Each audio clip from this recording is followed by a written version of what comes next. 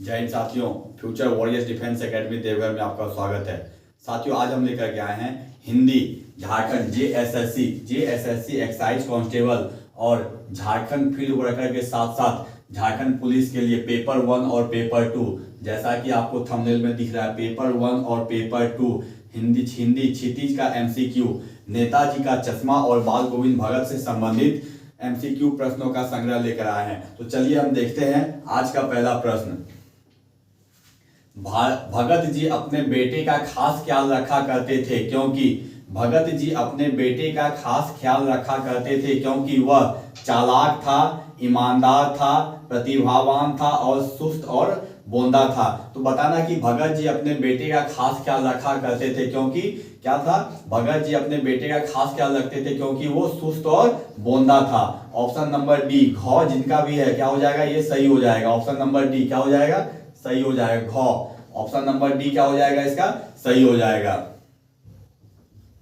भगत जी भजन गाते समय क्या बजाया करते थे? भगत जी भजन गाते समय क्या बजाया करते थे? ढोल, डफली, गिटार या खंजरी? तो क्या हो जाएगा? भगत जी भजन गाते समय खंजरी बजाया करते थे। क्या बजाया करते थे? खंजरी। क्या चीज? खंजरी। भगत जी भजन गाते समय खंजरी बजाया करते थे। भगत जी के बेटे का क्रियाक्रम किसने किया? भगत जी के बेटे का क्रियाक्रम किसने किया? बहू ने, लेखक ने, भगत जी ने, पड़ोसी ने? तो आप लोग को बताना है कि भगत जी के बेटे का क्रियाक्रम किसने किया। तो भगत जी के बेटे का क्रियाक्रम भगत जी की बहू ने किया। किसने किया? बहू ने किया। बहू ने किया। भगत जी के बेटे का क्रियाक्रम किसने किया? तो बहू ने किया। अगला प्रश्न है, बाल गोविंद किसके पद गाया करते थे? बाल गोविंद, क्या बाल गोविंद किसके पद गाया करते थे? रहीम के, सूरदास के, कबीर के, तुलसीदास के? तो बताना है बाल गोविंद किसके पद गाया करते थे? तो बाल गोविंद जो है ना कबीर के पद गाया करते थे। किसके? कबीर के। बाल गोविंद कबीर के पद गाया करते थे। बाल गोविंद के गीतों में कैसा भाव व्यक्त होता था? बाल गोविंद के गीतों में कैसा भाव व्यक्त होता था? प्रभु मिलन का, देशभक्ति का, वियोग का या कोई नहीं? तो बाल गोविंद के गीतों में कैसा भाव व्यक्त होता था? तो बाल गोविंद के गीतों में प्रभु के मिलन का, किसका? प्रभु के मिलन का, प्रभु के मिलन का, प्रभु के मिलन का भाव व्यक्त होता था। बाल गोविंद भगत आत्मा और परमात्मा के बीच कैसा संबंध मानते थे? बाल गोविंद भगत आत्मा और परमात्मा के बीच कैसा संबंध मानते थे? वे उन्हें अलग अलग मानते थे, वे उन्हें एक मानते थे, वे उन्हें समान मानते थे, वे उन्हें विरोधी मानते थे। तो बाल गोविंद भगत आत्मा और परमात्मा के बीच कैसा संबंध मानते थे? तो बाल गोविंद जो है ना उन्हें एक मानते थे। आत्मा और परमात्मा के बीच संबंध कैसा था? तो एक था। साथियों, यदि आपको हमारा ये प्रश्न अच्छा लग रहा तो हमारे चैनल को लाइक, सब्सक्राइब और शेयर करते रहिए ताकि मैं आगे और भी आप लोगों के लिए प्रश्नों का संग्रह ला सकूं। अगला प्रश्न है, बाल गोविंद भगत का मुख्य धंधा क्या था? बाल गोविंद भगत का मुख्य धंधा क्या था? वे नौकरी करते थे, वे खेती करते थे, वे व्यापार करते थे या वे संगीत गाते थे? तो बाल गोविंद भगत का मुख्य धंधा क्या था? वे खेती करते थे। क्या करते थे? खेती करते थे। बाल गोविंद भगत जो है ना वो क्या करते थे? तो खेती करते थे। बाल गोविंद भगत क्या करते थे? तो खेती करते थे। बाल गोविंद भगत की वेशभूषा कैसी थी? बाल गोविंद भगत की वेशभूषा कैसी थी? वे सादे कपड़े पहनते थे, वे रंगीन कपड़े पहनते थे, वे कबीरपंथी वेशभूषा में रहते थे, वे आधुनिक कपड़े पहनते थे? तो बाल गोविंद भगत की वेशभूषा कैसी थी? बाल गोविंद भगत जो है ना वो कबीरपंथी वेशभूषा में रहते थे। किसमें? कबीरपंथी वेशभूषा में रहते थे। बेटे के मरने के बाद भगत जी अपनी बहू की दूसरी शादी क्यों करवाना चाहते थे? बेटे के मरने के बाद भगत जी अपने बहू की दूसरी शादी क्यों करवाना चाहते थे? अपना बोझ उतारने के लिए, उसके सुखद भविष्य के लिए, उसके दुखद भविष्य के लिए या सुख को स्वतंत्र करने के लिए, खुद को स्वतंत्र करने के लिए? तो बताना बेटे के मरने के बाद भगत जी अपनी बहू की दूसरी शादी क्यों करना चाहते थे? तो भगत के बेटे की मृत्यु के बाद जो है ना भगत अपनी बहू की दूसरी शादी इसलिए करना चाहते थे ताकि उनकी बहू क्या करे? सुखद भविष्य जो है, आगे का भविष्य जो अच्छा हो सके, सुखद भविष्य के लिए जो है भगत जी अपने अपने बहू की दूसरी शादी करवाना चाहते थे।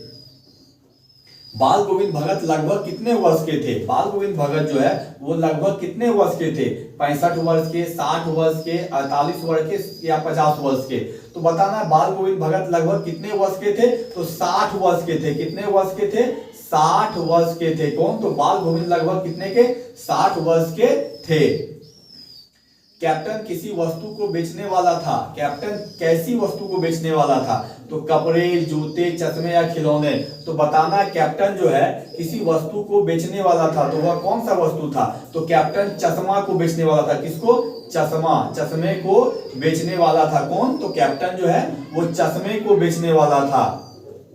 अगला प्रश्न, नेताजी की मूर्ति कहां पर थी? नेताजी की मूर्ति कहां पर थी? स्कूल के सामने थी, बाजार में थी, पार्क में, अस्पताल में? तो नेताजी की मूर्ति कहां पे थी? स्कूल के सामने थी। क्या हो जाएगा? स्कूल के सामने नेताजी की मूर्ति कहां पे थी? तो स्कूल के सामने थी। कैप्टन के चश्मे की क्या विशेषता थी? कैप्टन के चश्मे की विशेषता क्या थी ये बताना है। वह बहुत ही महंगा था, वह बहुत ही सुंदर था, वह हमेशा अलग अलग था, वह सभी प्रकार के चश्मे ठीक कर सकता था। तो बताना है कि कैप्टन के चश्मे की विशेषता क्या थी। तो बात किया जाए कैप्टन के चश्मे की, तो वो हमेशा अलग अलग होता था। क्या होता था? हमेशा अलग अलग था। कभी सरकंडे का, तो कभी टीन का, कभी कुछ का। तो क्या हो जाएगा? कैप्टन के चश्मे की विशेषता क्या थी? वह हमेशा अलग अलग था। कैप्टन को लोग क्यों कैप्टन कहते थे? कैप्टन को जो है लोग कैप्टन क्यों कहते थे? उसकी देशभक्ति या मजाक उड़ाने के लिए?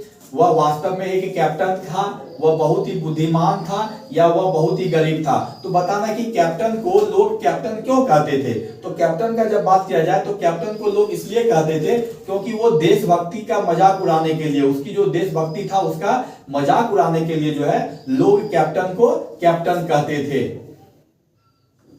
अगला प्रश्न है, नेताजी का चश्मा पाठ में क्या संदेश दिया गया है? नेताजी का चश्मा जो पाठ है उसमें क्या संदेश दिया गया है? देश के लिए कभी भी कुछ नहीं करना चाहिए, देश के लिए अपना सब कुछ समर्पित करना चाहिए, देशभक्ति का कोई अर्थ नहीं होता है, या पैसे ही सब कुछ है? तो नेताजी के चश्मे का पाठ जो है वो हमको क्या संदेश देता है? तो वो संदेश देता है कि देश के लिए अपना सब कुछ समर्पित करना चाहिए। क्या हो जाएगा? देश के लिए अपना सब कुछ समर्पित करना चाहिए।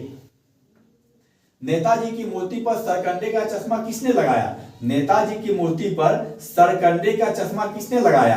पान वाले ने, लेखक ने, हवलदार ने या किसी बच्चे ने? तो बताना है नेताजी की मूर्ति पर सरकंडे का चश्मा किसने लगाया। तो बात किया जाए किसने लगाया, तो किसी बच्चे ने, कोई बच्चा जो है क्या किया कि नेताजी की मूर्ति पर सरकंडे का चश्मा लगा दिया।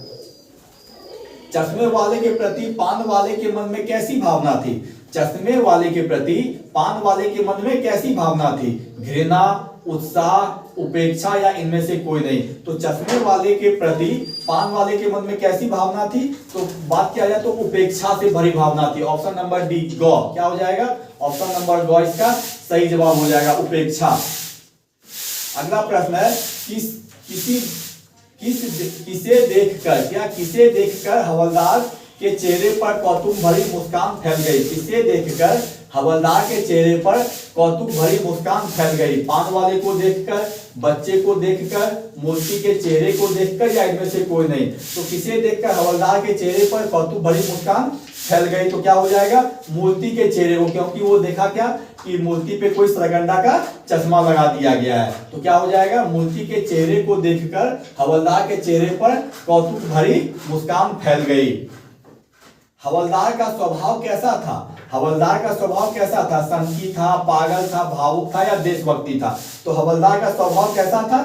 देशभक्ति वाला। कैसा था? देशभक्ति वाला स्वभाव जो था वो हवलदार का था। नेताजी की मूर्ति की ऊंचाई कितनी थी? 4 फीट, 3 फीट, 5 फीट या 2 फीट? तो बताना है नेताजी की मूर्ति की ऊंचाई कितनी थी। तो नेताजी की मूर्ति की ऊंचाई कितनी थी?